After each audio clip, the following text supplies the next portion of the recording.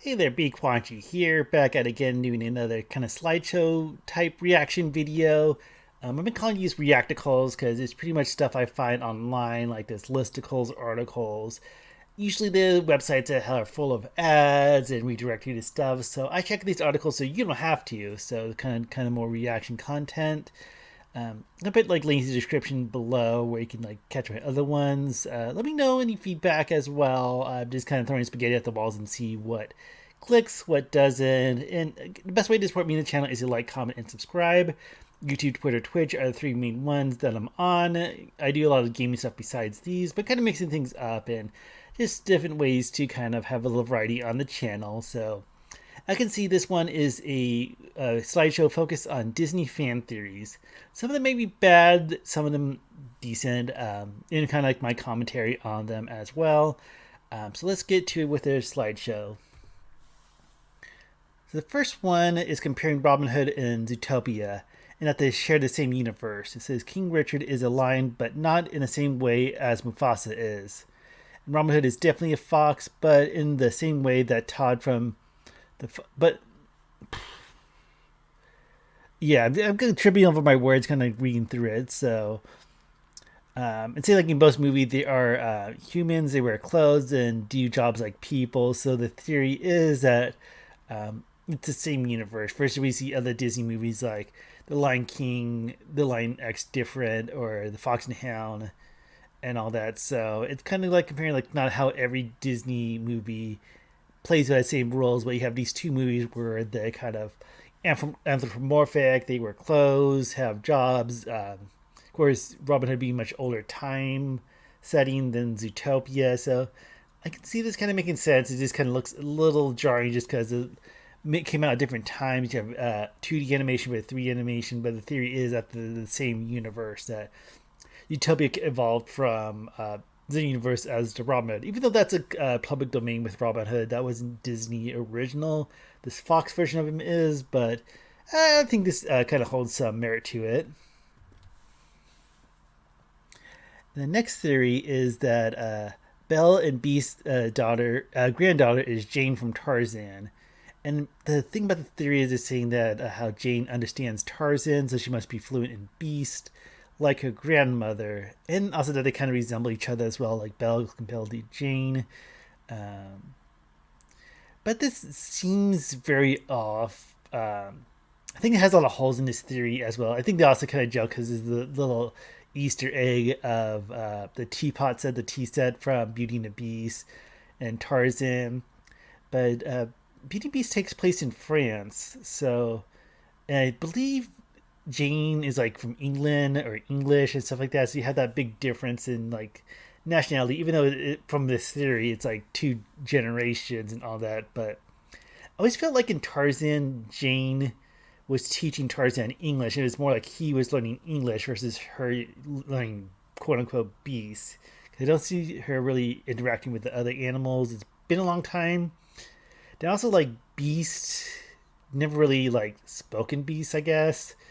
Um, I don't know, maybe kind of communicated with animals. You don't really see that much. He's kind of hoarded in his castles. He wasn't really talking to the wolves or anything like that. So, especially since it's a very short time, I'm not sure the time frame of Beauty and the Beast, but it didn't seem like Belle was like learning to speak Beast for Beast's sake. Since he turned back to a human prince, so it seems like so many holes, like the nationalities of France and English, and would Belle actually know Beast? As in language, or would Beast the prince do that? And I don't know, it just seems like a lot of holes. I think just based off the Easter egg of the teapot set, and that the character designs for Jane and Bill are kind of similar, but they have different eye colors as well. I don't know, maybe film theory can do a theory about this, but I don't buy it. Next is a theory about Aladdin, at least Disney's Aladdin, and that Jafar didn't know what to do with the lamp, so maybe he was working for someone else. And planning to give it to an unseen master, but when he finally got it, he immediately got corrupted and used it to attain power himself. And that the mastermind was actually Jasmine, the smartest person in the film. And this one I don't really buy as well. Maybe I have to rewatch it, but I feel like Jafar was very like knowledgeable about what the lamp meant, even though he didn't want to like tell Aladdin like, okay, it is this and that. It has a genie. So it seems like he really had that strong desire to have the lamp for his own gain and all that. I can see how maybe Jasmine like that kind of twist, like she wanted to rewrite the rules, like not to be married off to a prince and stuff like that. But it seemed like even in that end of the film, it's not like she really wanted a genie. Aladdin set him free. Spoilers for Aladdin for Disney Aladdin, even though it's like almost 30 years old. 30, maybe that's right. Okay, but I feel like her motivation, like if she was really wanting to have to be the master of the genie, she would at least convey that in some way. So I think this is a theory fail in my opinion. Next is Lilo and Stitch, and Copra Bubbles from Lilo and Stitch worked with either or both of Lilo's and Nani's parents in the CIA. Because I think that's a twist that he works for child services, but he's actually in the CIA and investigating aliens and stuff like that. And they're saying that because he's friends with their parents, that's why he didn't take Lilo away in a Nani's care. I think this one, it's interesting. I can see some weight behind it. I never really, I kind of rewatched the movie, but I never felt like Nani was that bad of a guardian to Lilo for child services to take him away. And yeah, it's interesting. I wonder if they're gonna explore this in the remake. You know, again, Disney remakes like did come. I don't know, they're always gonna be bad, but Lilo and Stitch is one of my favorites. So I might have a little. I actually haven't really watched many of the remakes at all, but maybe this might be decent. But I know they have like a new character in the remake to represent the child services agents. I'm not sure, and they did confirm Bubbles is still going to be in a Cobra Bubbles. So I'm not sure if he's going to be more of a CIA, not like in disguise, but we'll see. But I don't think they really talk too much about their parents either way. So let's see if they do that in the remake. That would be something interesting to touch on. Next up, the theory is that Carl goes to a retirement home and he passes away in his sleep. And for the rest of the movie, it's like the journey of the afterlife, and the Boy Scout Russell is like an angel guiding him through, and he's doing that to earn his wings or his badge, his merit badge. When they reunite Carl and Elliot in heaven, I think there's a lot to. To be honest, I never seen the movie Up. I know it's like one of the well-known, more popular in terms of a really good movie with Disney and Pixar. It's a fun theory, but I'm not sure if there's much weight behind that. Um, just because they never really convey like Carl goes to a assisted living, a retirement home, and all that. Maybe I gotta watch this movie, but I think it's an interesting theory, but I don't think it's very true. It does much weight to it.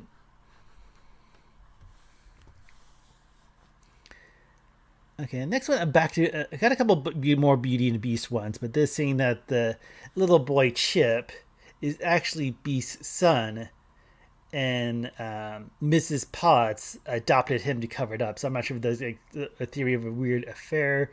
I don't know where they came up with this, just because it's a kid and they kind of look similar. But the story with Beauty and the Beast is that the prince that gets transformed into Beast was like 10 years old in the beginning, and that's why he didn't like accept the Enchantress in.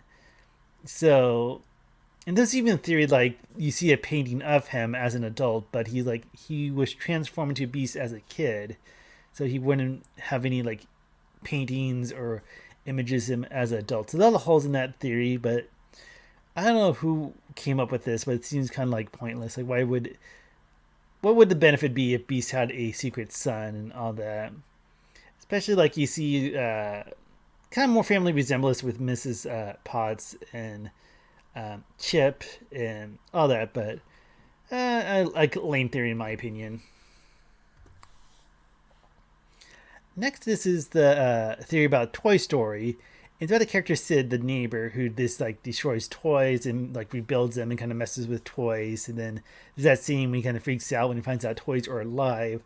So the theory is that 15 years later, he works as a local garbage man, and he's actually picks the garbage to get rescue toys in a sense to kind of like his penance for his actions when he was a kid. And This one's kind of interesting, but seems kind of lame as well. Like everyone always points that Easter egg, like I think it's in the third or fourth. I'm not sure what Toy Story movie, but you see the garbage man is wearing the same skull shirt as Sid, saying, "Oh, that's Sid in the future." Like he got.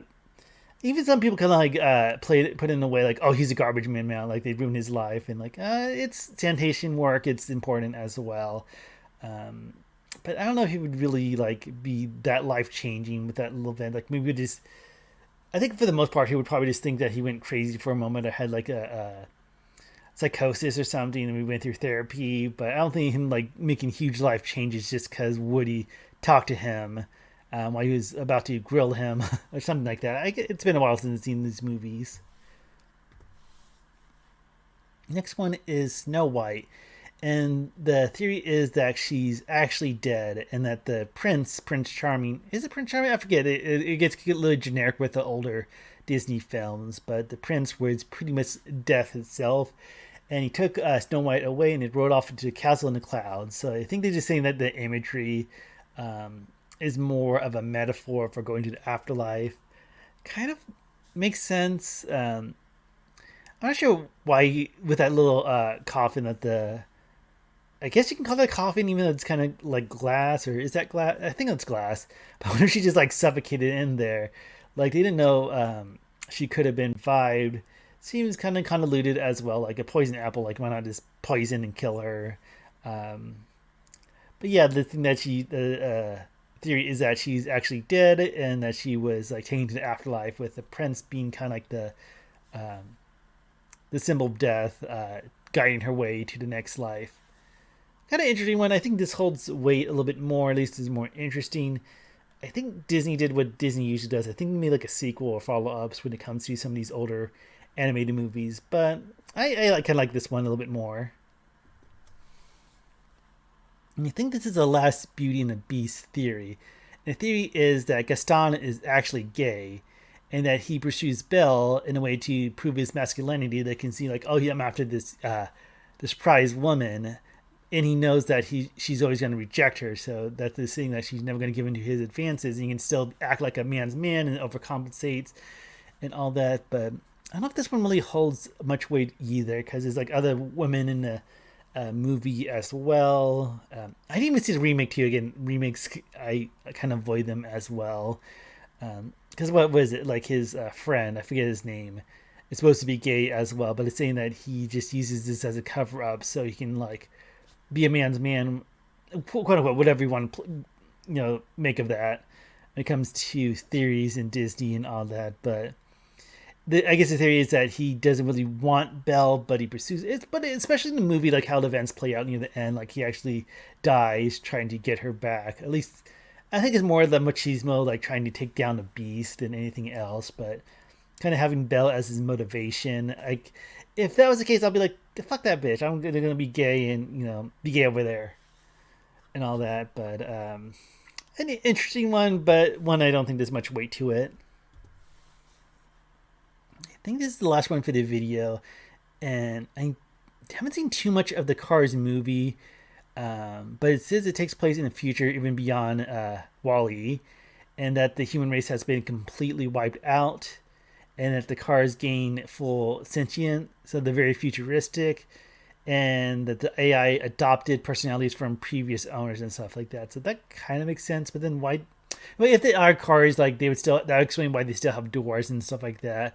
Although they kind of have like working eyes, and I don't know. That's an interesting concept. I feel like the settings aren't as futuristic. Like you have kind of like the old dusty towns and things like that. So I don't think it'd be that futuristic, but it is interesting that there's no like human characters or anything like that in a Cars movie. Although I haven't seen them all, but I think that's a lot of big like theory bait out there when it comes to Disney is the Cars franchise. And that will do it for this video for Disney fan theories. It was just a small handful, but I just wanted to react and give a little comment to them. A lot of these are kind of lame. Some of them are kind of interesting in the slightest. But post your favorite Disney fan theory below in the comments, and consider following, subscribing, all that. YouTube, Twitter, Twitch. It's BQuanchi on those platforms, as well as you can find links in the description as well. But that will do it for today. So Y'all take care and have a good rest of your day. Bye.